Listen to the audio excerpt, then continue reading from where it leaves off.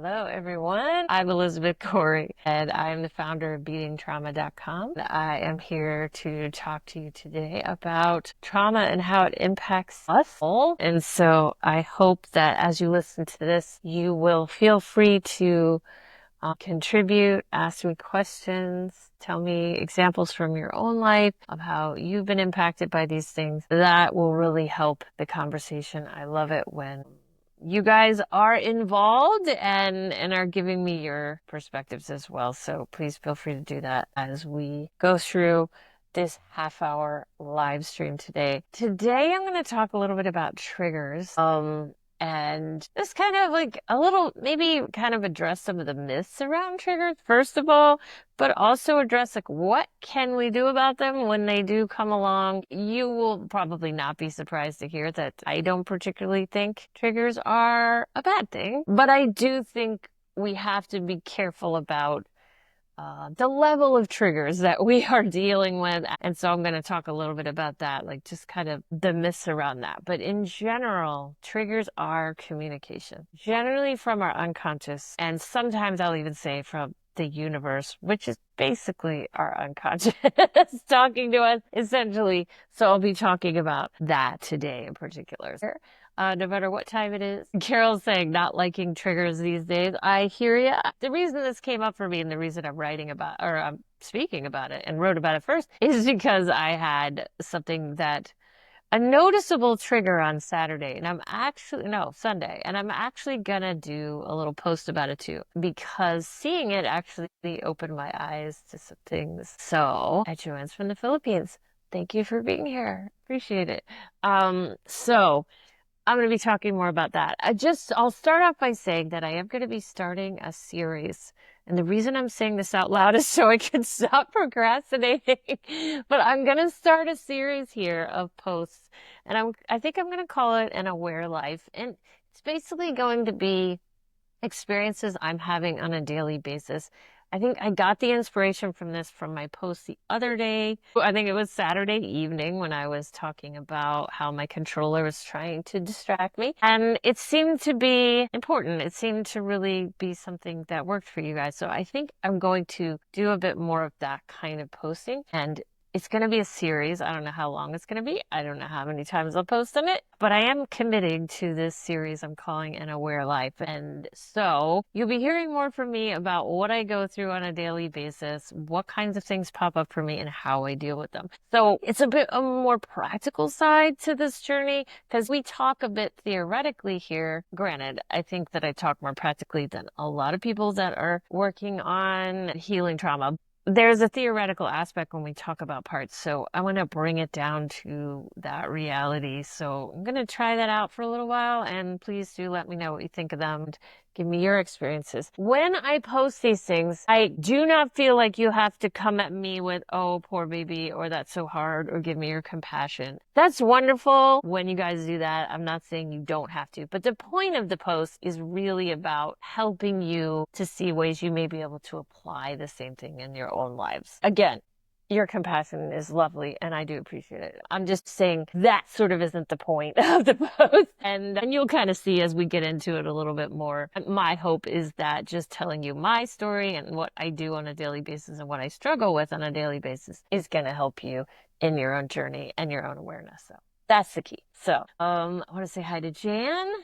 And Nicole is saying, that's amazing. The every day is what is so hard sometimes. And Carol says she loves the idea. It's true. Honestly, it is the everyday that's so hard. We can go and sit in a therapist's office once a week or whatever for an hour, and we may be able to really connect with ourselves in that experience. And I'm not saying that's a bad idea. It's a great idea. The people who talk with me and work with me, my clients, they may talk to me an hour every week or an hour every 2 weeks. But the key is what we do the rest of the time, right? And that is so important to developing that awareness as we go through the rest of life.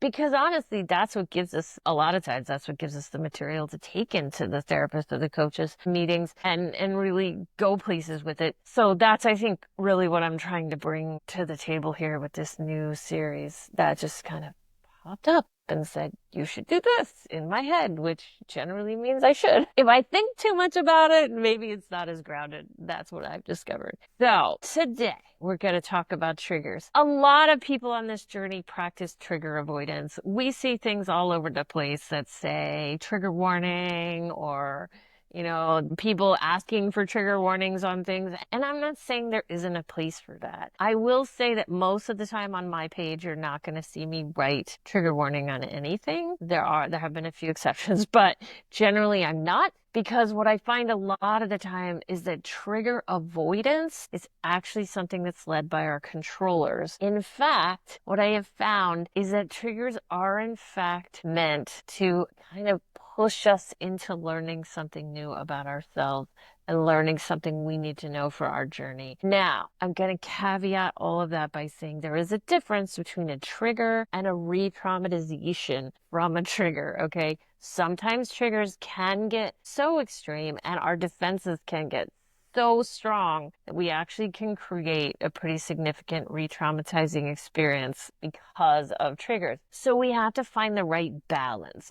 And I often like to think of the idea behind the trigger is we want to catch triggers, preferably when they're a bit small. Sometimes I refer to this as catching triggers when they're still a whisper and not a baseball bat because I have been hit over the head by many baseball bats. I call them baseball bats from the universe. This is the trigger that's really, really intense and can lead to re-traumatizing experiences. We want to catch the triggers when they are a whisper, right? Because when they are a whisper, they're not having the same impact on our life. We're not drowning in the particular pattern or situation they're creating. And we are then able to process them. Okay. When we don't hear the whispers because we're practicing trigger avoidance, or maybe we're explaining them away or ignoring them or numbing them out before we can really see them consciously, what often happens is the trigger just comes back, but it gets worse, right? So it keeps building and building and building until, again, as I mentioned, that trigger becomes the baseball bat from the universe. And that's just my phrase. I'm not being, I don't know, 99.9999% of the things that are happening to us in our lives right now are meant to remind us of something we may not have fully processed as of yet, okay? From childhood, yes, that's what I mean. Many people will say, oh my gosh, I have this really annoying pattern. It's happening in my adult life. It happens all the time. I'm tired of it, but I never experienced anything like that in childhood.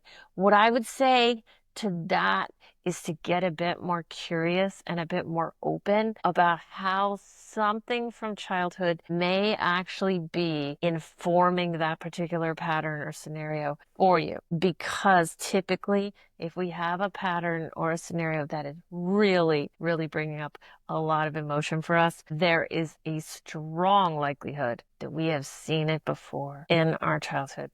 But we may not remember, and that can be quite normal, or we may not be interpreting what we do remember as that particular scenario. There may be pieces and parts that are still a bit missing on a cognitive level for being able to see it for what it really is. And both of those scenarios happen a fair amount. So I want to stress to you that when you are feeling these triggers come on and you are feeling the strong emotional response, you are likely getting a reminder, okay, of something. And a lot of people say to me, no, I would remember, nothing like that could have possibly ever happened. What I like to tell people is just stay open. You don't have to come up with it. You don't have to make it up just to find a resolution to it. Just stay open to the possibility that something from childhood needs to be revealed in this scenario. And as you stay open to it, your parts are going to be more likely to communicate with you about that. Now you may be thinking, well, what if I don't want to? What if I don't want to hear from my parts? And I would say, well, I get it. But if you want to get to the bottom of that pattern in your adult life, you're going to have to hear from your parts about what started the whole pattern in the first place. I've never found a way, and believe me, I've looked, to end patterns in adulthood for good unless whatever it is from childhood is addressed and fully processed emotionally, the pattern is fully understood. And by that, I don't mean you have to know every single memory and every single thing that happened along that pattern. But you do need to get the gist of what happened and the beliefs that it's set up in your system, because that's how you're going to be able to break it, honestly. Chris is saying, what if triggers come with body manifestations of the abuse? It's definitely more intense and not a whisper. No, that's not a whisper at all. And what I suggest when body manifestations of the abuse show up is to make an attempt, and we're actually going to talk about that coming up here now, is to make an attempt to connect with the emotional side of the body manifestations. There's emotion there. And as we connect with the emotion that's being driven by the trigger over time, right? This is over time, the body manifestations will start to calm down because they are the memory. So the trigger is saying, hey, you should remember. The body manifestations are the memory, right? And then the emotions that come with that are what is stuck in our system, making this happen over and over and over again for us. So yes, I mean, the good news, bad news, right? There's about body manifestations is they do make the memories a bit more clear to us. We get a sense of, yep, this happened. Right? Like this is real and this really happened. So that can be the good news. Of course, we know what the bad news is around body manifestations, of course. So, and Carol is writing something that really validates what we're talking about. It's incredible how my stomach has calmed down finally because I've faced some significant fear in my body. And that's the truth. There have been many, many, many books that have been written about the impact of trauma on the body, right? We know this. I mean, one of the most famous, more recent books, The Body Keeps the Score by Dr. Bessel van der Kolk. These books, Gabor Mate has written a book about the body too. The body is really telling us the story. What often happens is there'll be triggers. There'll be something that happens in the outside world. And then, or not always though, I want to be really careful when I say this actually, because sometimes our system will just communicate with us and there will be nothing that brought it on at all. We don't want to invalidate those experiences. Those are real too. Sometimes the system just has something it needs to tell us and it doesn't matter what, there's maybe no trigger at all, or the trigger is just so small we can't even find it. The body's still talking to us. The emotions are still talking to us. That's okay. That happens. And I think that happens particularly the more we move forward in this journey. The system just talks to us. So let's not completely move away from that possibility. But generally speaking, unprocessed emotions are sitting in the body. They bring forward body memories. They bring forward body symptoms. And those will often happen because of triggers. But again, not always. There have been plenty of times I'll just be sitting and quieting my mind and focusing on my body, no trigger at all. Up it comes and I'm like bawling or I'm really angry all of a sudden. And typically our parts will find a reason to make those emotions about today. Like I'll get angry and then my controller will tell me that's about your daughter or your son or a teacher or somebody on the road. It doesn't matter. But what we learn over time is those stories we tell about today are, again, reflections of our experiences in childhood that we're trying to process. And that's what I have almost always found to be the case.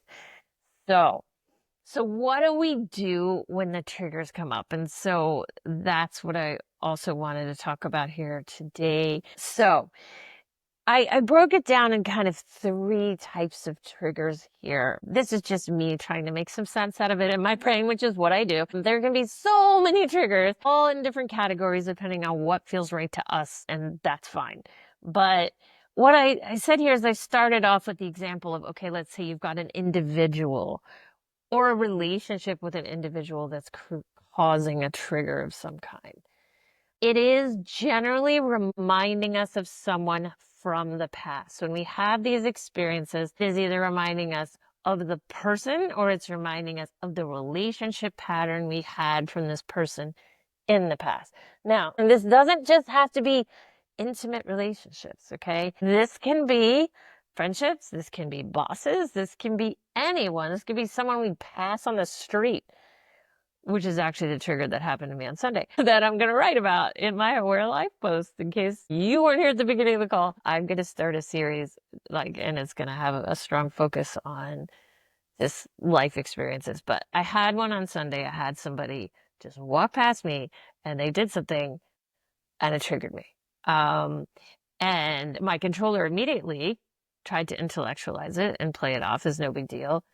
And in reality, in the cognitive adult moment, it probably wasn't a big deal, to be totally honest with you. But I felt my stomach turn and I picked up on it. And it wasn't until this morning that I know why, right? And so this is the process we want to get into. So when an individual provides us with a trigger, okay, I like to say they're doing the work of the universe and they can do it really well. We are being reminded of somebody from the past, okay? So when that happens, I highly recommend that you take time to write. Okay, again, there's going to be a strong writing aspect to this trigger, I guess, detective work, I'll say, as we discover what it's about. We want to write from what we like about this person. If it just so happens that the trigger maybe is bringing up some level of jealousy for us, or, oh, I wish I could be like that.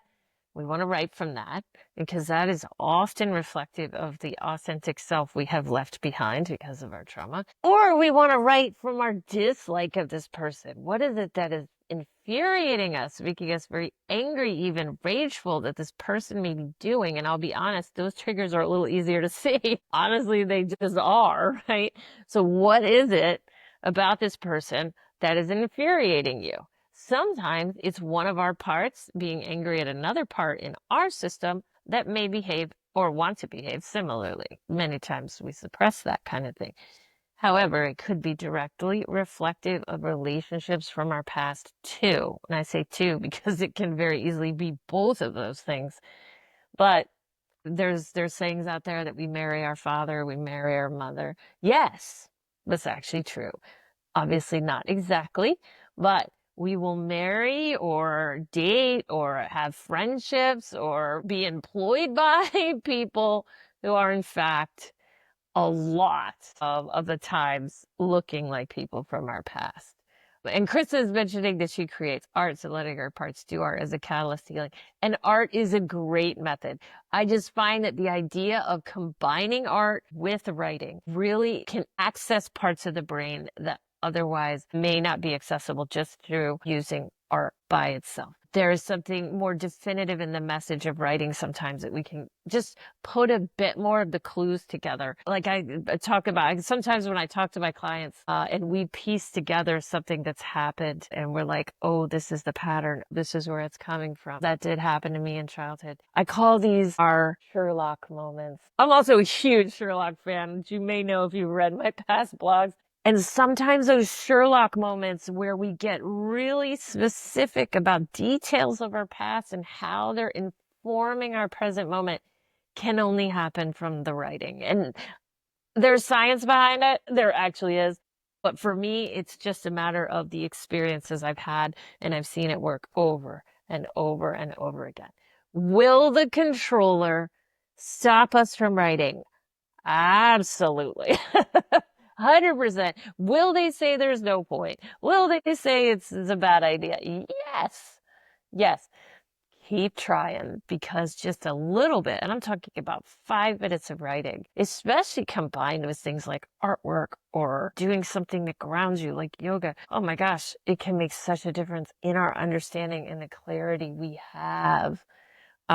Chris, what I would say if your parts are saying if your parts refuse to write, take 5 minutes and write from how your parts refuse to write. I know it sounds ridiculous, but many times the first writing we will do is this writing is stupid. This writing is unnecessary. This writing is dumb. Elizabeth is wrong. I don't care. Whatever. That's what your parts need to say. Write it. It's fantastic. Find somebody that you can trust, and I mean really trust. My clients, for example, will write me emails, and even that is writing. It just gets disguised as an email, but it's still writing. So all of these things are a possibility. Yes, Chris, I'm sure I know which part it is that's stopping you from writing. So even that could be helpful.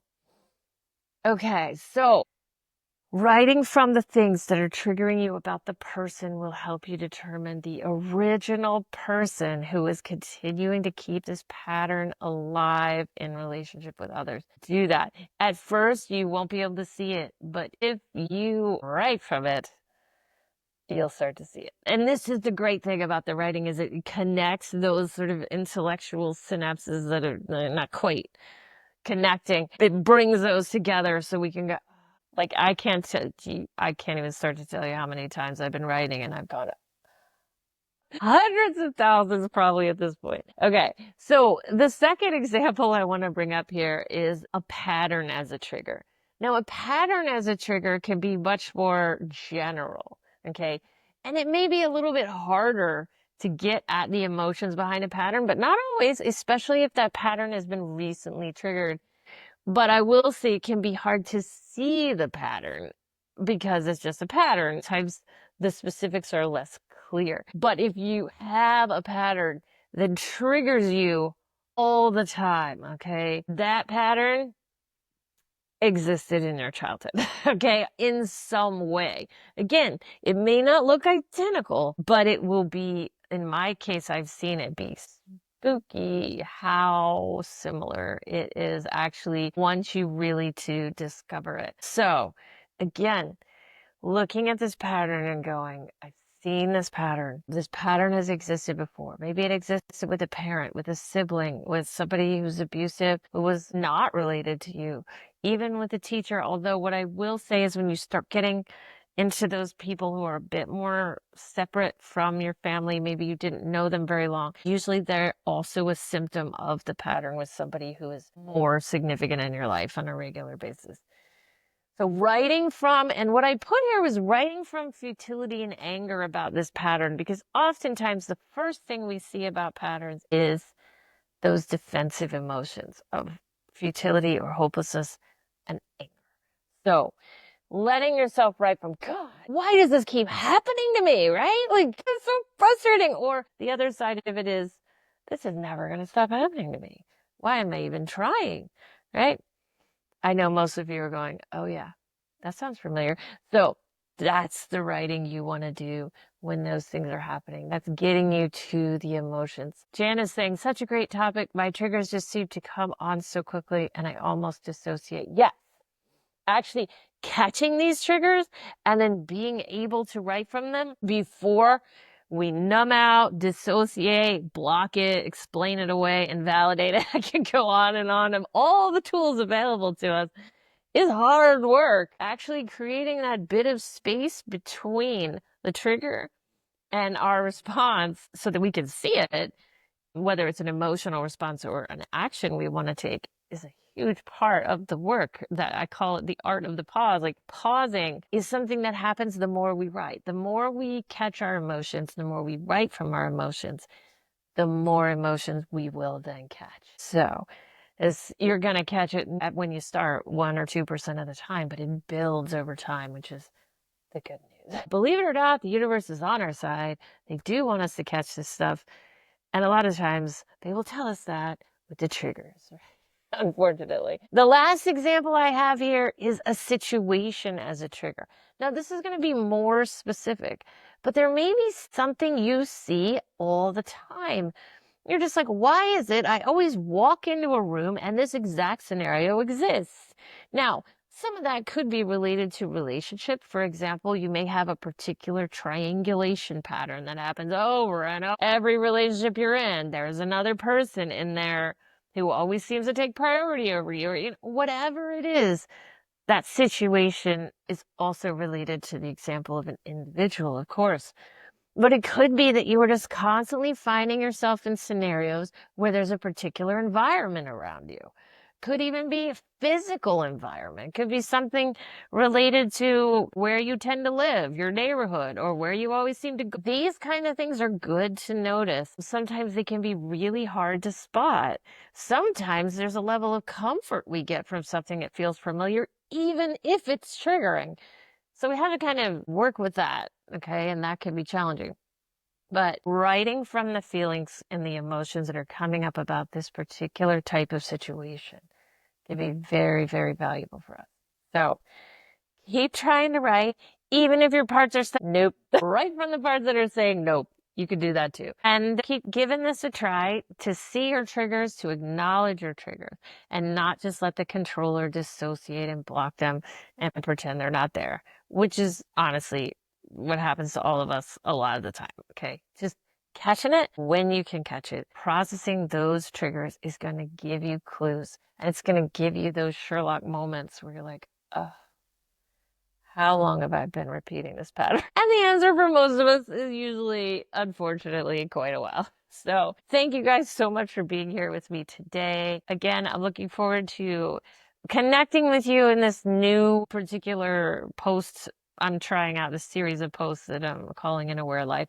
Let me know what you think of it. I did the first post on Saturday evening, and I'm going to try to keep going with that, which is why I'm saying it to you here today. That way I can commit to it. And if you are looking for a coach who can help you with your Sherlock moments, please do let me know. I still have a few spots available for clients, and I would love to talk to you about that.